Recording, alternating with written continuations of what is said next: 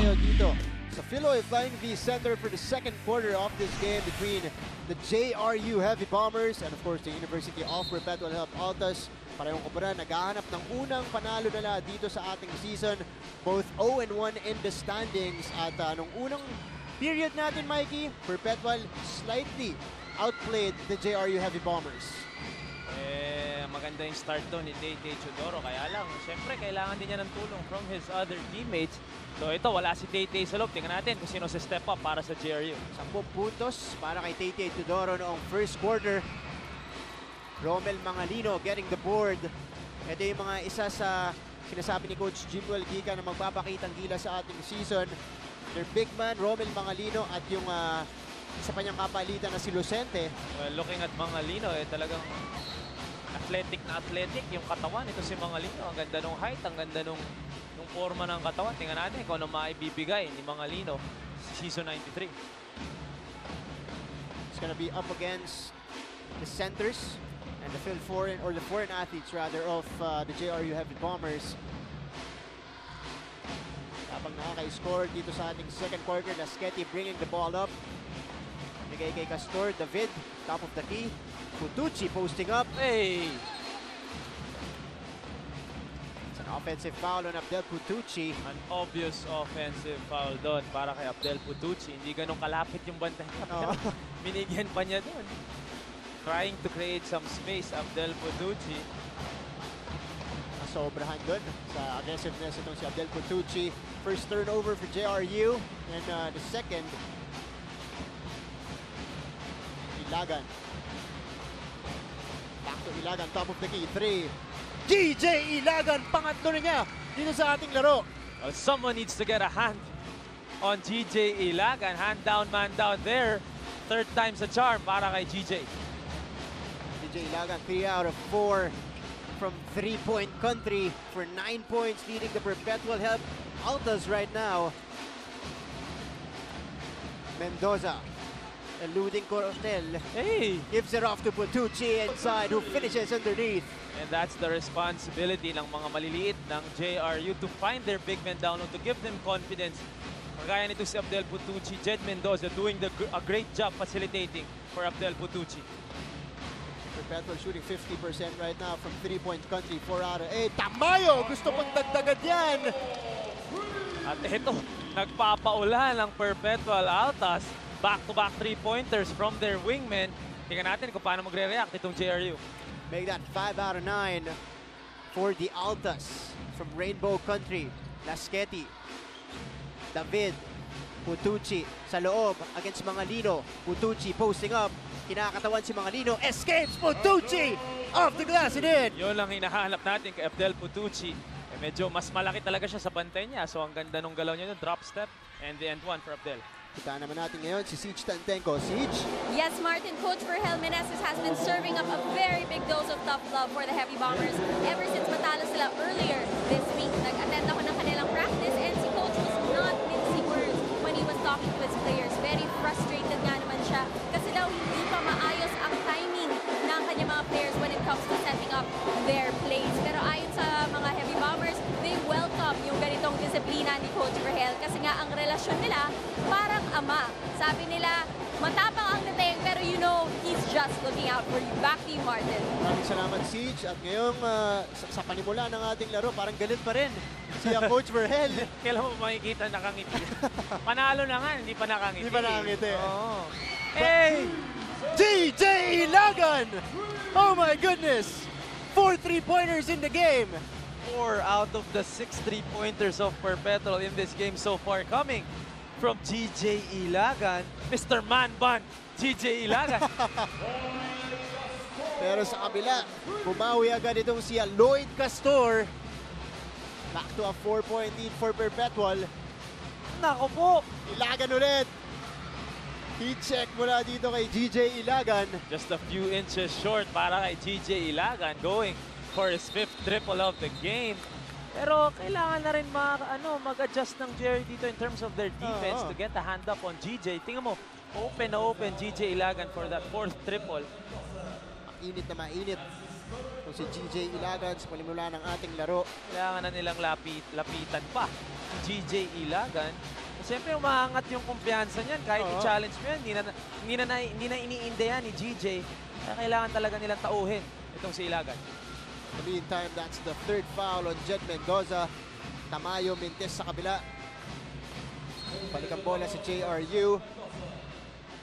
And Tay will come on for Jed Mendoza.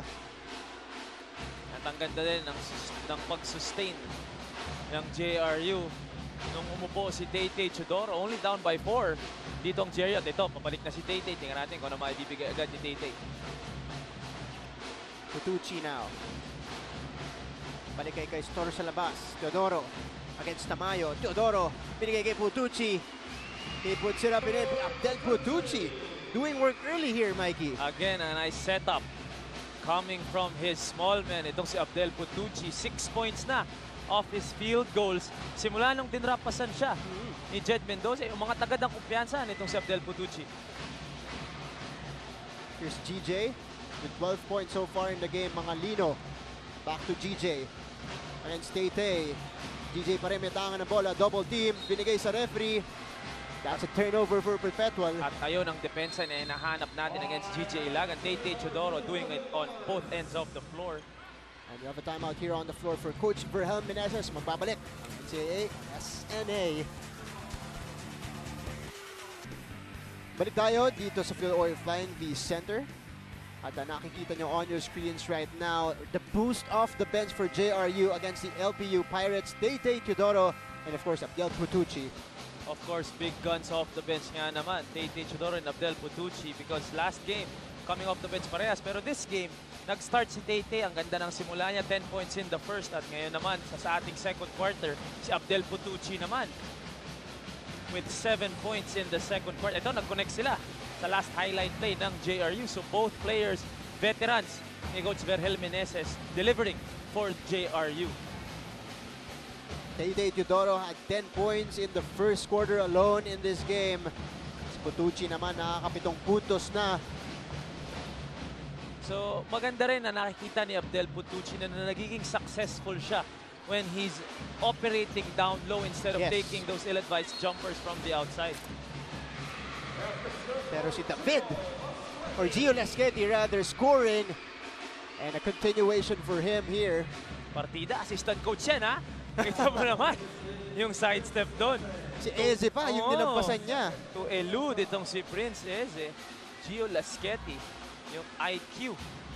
Yung pagka-veterano nitong si Gio Lasqueti. Kitang-kita kada pumapasok siya ng sahig. It's a second foul on Prince Eze. Gio Lasqueti completing the free-point play. Don't look now, Mikey. Tabla na tayo dito. O lamang na ang JRU, 28-27. Dagangon, no good. Ito si Gab Dagangon, hindi pa nila natin nararamdaman dito sa ating second quarter. Pero you can expect that he will continue to take those shots. Dagangon 0 out of 3 so far. Teodoro. Ayun, nahuli na. Nahuli na yung tulak niya. Like what we were saying, that matchup, one of the best on-ball defenders, Keith Pido. On the other side naman, one of the best one-on-one players in Tay Chudoro. Pero si GJ Ilagan ay nagpapakitang gilas dito sa ating laro. 4 of 6 from the outside with 12 points. GJ Ilagan. Mainit na mainit itong si GJ Ilagan. Of course, he's one of the guys that really needs to step up for Perpetual help. As you see on your screens, Coach Jimwell Gikan. Well, Ilagan already matching his point total from last game, 12 points. Well, talking about GJ Ilagan, sabi nga natin, yung hierarchy ng options nila on offense na wala si Bright, umangat si Gap, aangat din itong si GJ Ilagan. So GJ coming out to be the second option sa opensa ng Perpetual. AJ naman, kapos sa kabila. David, back to Teodoro. Finding Putucci inside, and Abdel Putucci really having his way underneath. Well, someone needs to get a body up on Abdel Putucci. Pero underrated doon yung vision nitong si Tay Chudoro. Nagpapakita dito sa ating second quarter. 2 assists agad dito papunta kay Abdel Putucci. 9 points in total for Abdel. Tatlo na ang lamang dito ng JRU. Eze, pinigay kay Ilagan. Oh, that's a turnover for Perpetual help. Teodoro, pull up 3, pumeke pa, Tay short. ball will remain with the JRU Heavy Bombers. Tate Teodoro medyo nagsa-struggle dito sa ating second quarter pero tumutulong pa rin in other ways. Kita mo naman yung vision doon, yung mata, keeping his head up. Medyo na-late doon si Princesa, so Princesa needs to sprint down the floor to be able to contain itong si Abdel Putucci. Sakit dito, Gab Dagangon, 3 fouls already for Perpetual Help. Not a good start to this ball game. Gab Dagangon ang bumagsak na ng masama kanina sa ating first quarter. Ito, bothered with foul trouble. Tingnan natin paano papasok mo. Sana yung kumpiyansa yun ay mag-stick even papasok ng halftime.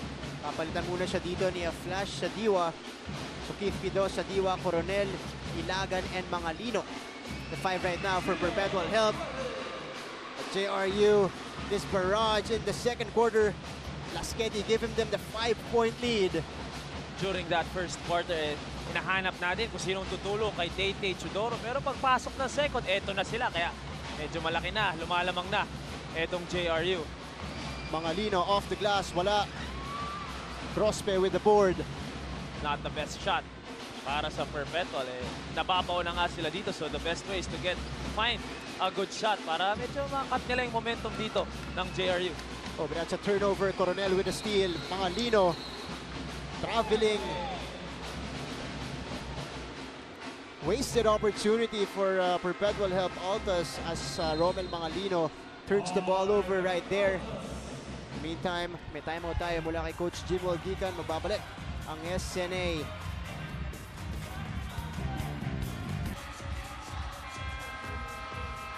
Back here in this game, JRU and Perpetual. Pag-usapan natin kanina, Mikey, Prince Eze doing work for Perpetual Help.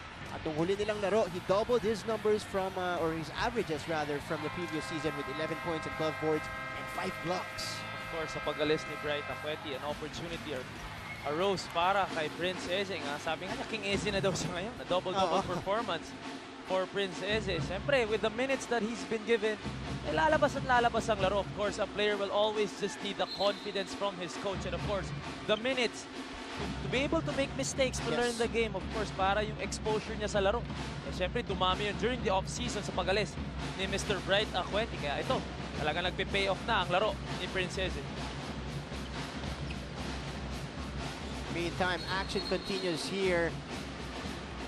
Oh, another offensive foul coming from Abdel Putucci. Pangalawa na niya yan. And again, ginamit ni Abdel Putucci yung malaking braso doon para mapatabi si Prince Eze. Kaya lang ito, natawagan ng technical foul si Abdel Putucci for continuous complaining. Abdel Putucci with 2 fouls. Hindi, warning lang naman. Warning pa lang. Yung 2 fouls si Abdel Putucci, parehong offensive foul. So he needs to be careful here. Ilagan, back outside sa Diwa. Sumalaksak, binigay kay Eze sa loob, off the glass, wala. Sa Diwa, offensive board, wala pa rin. Last touch. Kailanganin i-box out ng JRU itong si Prince Eze kasi nga mas matangkad si Eze sa lahat ng players nila. So hindi nila pwede labanan ng talunan pero doon natapik ni Prince Eze palabas yung bola kaya ito bola na naman ng JRU. Lasqueti extended minutes at point guard with Jed Mendoza with at foul trouble right now. Grospe, Lasqueti sa kabila, and Gio Lasqueti, his jumper is good. Gio Lasqueti quietly contributing for JRU already with 5 points. Make that 7 points for Gio Lasqueti off the bench. So baka ito na yung opensa nila as Flash Sadiwa. Mahirap na tira yon, Martin. Flash Sadiwa making the impossible shot right there. Lasqueti, nabanggit mo na kanina, mainit pa rin. At may continuation pa siya dito. So Lasqueti has a chance to be the second bomber in double figures. Let's take a look at that shot again from Gio Lasqueti. Vivo perfect shot, perfect selfie. The playing assistant coach from the JRU Heavy Bombers. At ito, if he makes this, he will be the second bomber nga with 10 points along with Tate Teodoro and of course Abdel Putucci with 9. Talagang after the first quarter, nung first quarter, it was a Tay Chodoro show. Ngayon naman, second quarter, it's been a Lasqueti Abdel Potucci show para kay Coach Berel. I'm sure, masaya si Coach Berel. Hindi lang kita sa mukha ni Coach Berel na masaya siya. Straight face pa rin yan si Coach Berel. Kita mo naman, no? Hindi talaga gumingiti, oh. Perfectionist yan si Coach Berel and you can't blame him kasi nga medyo gumaganda ang nangyayari sa JRU. Siyempre, gutom na gutom itong JRU Heavy Bombers, makaunang panalo dito sa season 93. The interesting bit also, Mikey, they've lost, they always lose their first game of the season, but they always come back strong. That's the trend. Maganda ang outlook para sa JRU Heavy Bombers. Sadiwa missing, but a nice move nonetheless. Of course, JRU, sabi mo nga, nakaka-recover agad ang team ni Coach Berel Meneses. Tingnan muna natin yung Vivo player profile natin. GJ Ilagan, 12 points, 1 board, 4 out of 7 from the field, and of course, more importantly, 4 3-pointers here in the first half. As we look at JRU, 18 of the 21 points this quarter. Sabi nga natin, it's been a Potucci Lasqueti show. So 18 of the 21 coming from those two players. 9 each this quarter. So talaga naghati sila sa quarter na to. As Grospe will try to contribute then. Third player to contribute here in the second quarter. Del Potucci on your screens with 9 points. Sabi mo kanina, JRU known for their ability to bounce back. Yes. Just a few years ago, sila yung 16 points in a minute 30. Hinabol nila doon ang Mapua Cardinals. So talaga nasa dugo ng JRU itong pagbalik. Hindi sila nawawala ng kumpiyansa. Pero siyempre si Coach Berel gusto naman sana, wag na kayong magpatinado sa simula. Hindi na natin kailangan humabol. Gusto na nilang siguraduhin yung laro para sa kanila. But speaking of that, Mikey, it's now a 9-point lead for JRU, 38-29 with 1 minute 15 seconds remaining here in the first half. Parehong kupunan nasa penalty na. Sadiwa surveying the floor, 9 seconds to shoot, gets the screen from Mangalino. Sadiwa binigay sa labas, Pido binigay kay Mangalino sa loob. And that's a foul underneath. You have to commend itong depensa ni Razak Abdul Wahab. Ito helping on Keith Pido at nakapag-recover pa siya papunta kay Mangalino. No easy 2 points sa ilalim para sa JRU. JRU nasa penalty na rin pero shooting foul yan against Heavy Bombers. Romel Mangalino at the free throw line. Very athletic center. Now, according to Coach Jim Magica, naabangan natin this season. Very important for someone like Romel Mangalino na makapaglaro on the floor, 24 years old. May dalawang playing year pa yan. So yung exposure na nakukuha niya dito sa season 93 will be big for his future. Of course, nandiyan pa yan for season 94 and 95. So malaking tulong yan para sa team ni Coach Jim Magica. Of course, Mangalino coming from Pampanga, standing 6'5", really a big option for Coach Jim Magica. Down to an 8-point lead. Bench points natin, Mikey, ito na, 21-4 this quarter alone in favor of the JRU Heavy Bombers. That's a 17-point deficit sa ating bench points. All thanks to Gio Lasqueti and Abdel Potucci, both coming off the bench for JRU. At ito si Abdel off the bench at nasa sahig na. Pido, binigay sa labas, Ilagan, corner 3. Wala ka masabi sa effort dito ni playing assistant coach Gio Lasqueti. He was the one on the floor trying to get that loose ball. Siya unang tumayo at na-challenge pa niya yung tira doon. Wala doon. Oo, nasabayan pa niya. Oo, yun, that's a block. Yung IQ nitong si Gio Lasqueti, alam niya na 4-7 from the outside si GJ Ilagan, kaya hinabol niya doon. Here's GJ now. Wala. Durdasak Abdul Wahab securing the board. 16 seconds left. Last shot rather for JRU. And alam mo na kung kanina mapupunta yung bola. Tay Chodoro. Chodoro. Nabitawan pa ng dalian. Chodoro with a spin. Chodoro pulls up. Malakas ang tira niya.